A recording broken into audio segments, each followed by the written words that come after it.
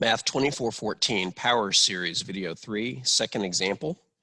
Determine for which values of x the following power series converges. In other words, find the domain of f of x. F of x is equal to the sum from n equals 1 to infinity of x minus 3 to the nth power over n. And to find where f of x converges, we'll use the ratio test. First thing I want to ask you is, why does this series start at 1 instead of 0? A power series normally starts at 0, but it doesn't technically have to. Basically, we're just saying that the first few coefficients are 0, and we're starting at a certain power. In this case, we're starting at a power of 1. But in this particular series, there's a reason why n can't start at 0. It's actually rather transparent. If n were 0, our term would be undefined. So let's write out a few of these just to wrap our minds around it for a second. If n equals 1, we get, let's put this in black. If n equals 1, we get x minus 3 to the first power over 1. If n equals 2, we get x minus 3 to the second power over 2. If n equals 3, we get x minus 3 to the third power over 3, and so on. What is the center of this series? Remember, the center is the number that's subtracted from the x before it gets raised to a power. In this case, this is centered at x equals 3. And we should get instant convergence at x equals 3. And if you look at it, we obviously do. Because when we put in x equals 3, every single term will zero out. And so f of 3 is equal to 0. We always get convergence at the center. The real question is, do we get convergence elsewhere? So we're going to use the ratio test, and we'll do that on the next page. Sum n equals 1 to infinity of x minus 3 to the n power over n. And let's see what happens if we set up the ratio test. The limit as n approaches infinity of the absolute value of the ratio of consecutive terms. The current term, the one that you're looking at, goes on the bottom. So we will put x minus 3 to the nth over n on the bottom. The next term, replacing each n with an n plus 1, goes on the top. X minus 3 to the n plus 1 over n plus 1. Well, we have a ratio of fractions, and anytime you set up a ratio of fractions, you can just multiply the top times the reciprocal of the bottom.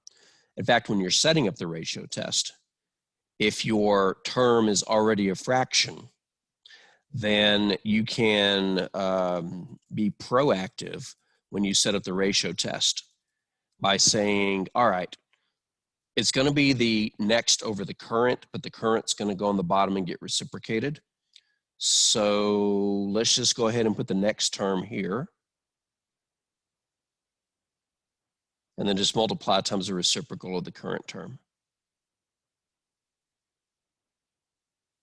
And let's see what happens. Let's start with the x's. The powers match, so we could subtract the exponents. Or we could say all of those will cancel most of those and leave us with just one of them. And because this is independent of n, we can pull it out of the limit. So let's go ahead and do that. Remember, it's in absolute values. We don't know if it's positive or negative, so we have to leave them there. Times the limit as n approaches infinity. And inside the absolute value, we have n over n plus 1. We can move the limit inside the absolute value, but here's a situation we've been in before. We're taking the limit as n approaches infinity of the ratio of two polynomials. There's a variety of ways around it. You could use L'Hopital's rule, since this will be infinity over infinity. But we have more efficient ways of dealing with it. Namely, if the degrees match, which they do, they're both first degree polynomials, then the limit is just going to be the ratio of their leading coefficients. So that limit is equal to 1. And so we get the absolute value of x minus 3 times 1, which of course is the absolute value of x minus 3. But what do we do with that?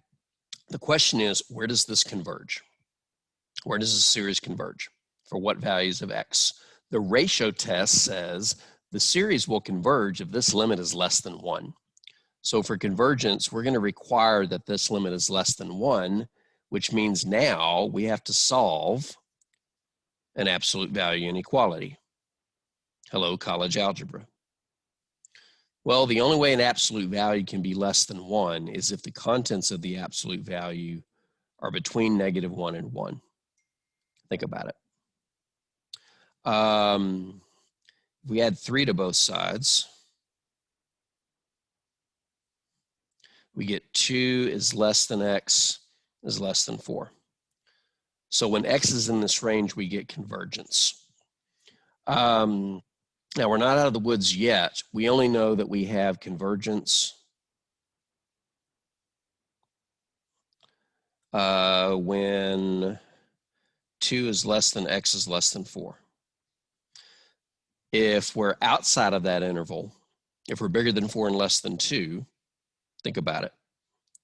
If we have a number bigger than 4, then the inside of this will be bigger than 1. So its absolute value will be bigger than 1. And so by the ratio test, we get divergence. If x is less than 2, then that difference will be less than -1, which means its absolute value will be greater than 1, which means we get divergence. So we can pretty safely say that we get divergence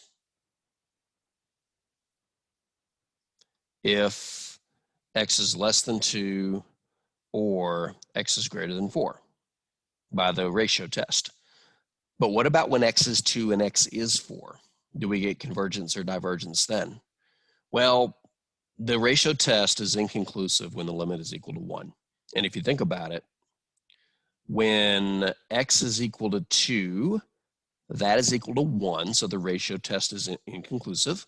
And when x is equal to 4, that's also equal to 1, and the ratio test is inconclusive. This will happen quite a bit, where you get an interval of convergence, but you don't know what happens on the end points of the interval, in this case 2 and 4. So what do? You check them individually. Let's start by checking x is equal to 4. If x is equal to 4, then our function becomes f of 4 equals the sum of n equals 1 to infinity of 4 minus 3 to the nth power. I'm going back to the original function, letting x equal 4, original function being there. When x equals 4, the series becomes the sum from n equals 1 to infinity of 1 to the nth power, but that's just 1 over n. Recognize this. This is the harmonic series, and as a consequence, diverges. So when x equals 4, we get divergence. But what happens when x equals 2? Then we get the sum of n equals 1 to infinity of 2, minus 3 to the nth power over n, but 2 minus 3 is -1. Now that's not a harmonic series. It's the alternating harmonic series. But it's an alternating series, and we can use the alternating series test to determine convergence. So let's use the alternating series test. And remember, the alternating series test says, look at the term without the alternator. That would be 1 over n. And we have to have 3 things. We have to have that it's positive, which it is. It's approaching 0. It's decreasing, which it clearly is. And it's approaching 0. Thank you. It's approaching 0, which it clearly is. So according to the alternating series test, this series converges when x equals 2. So we get different behaviors at the endpoint of this interval. When x is equal to 4, we get the harmonic series and it's diverging. But when x is equal to 2, we get an alternating series, specifically the alternating harmonic series, which converges. So here's what we know about this series. If we think about this in terms of a number line, between 2 and 4, we get convergence. We'll do convergence in green. At 4, we get divergence, so we're going to exclude that with the parentheses. But at 2, we get convergence, so we'll include that with a bracket. Make that bracket a little squarer. There we go. And so we can conclude that the series converges on the interval bracket 2, comma 4. And notice that the center of this is 3, which is why it's called centered at 3. At least this one was centered at 3. All right, we'll take a look at a few more, we'll take a look at another example, and then we're going to do a theorem.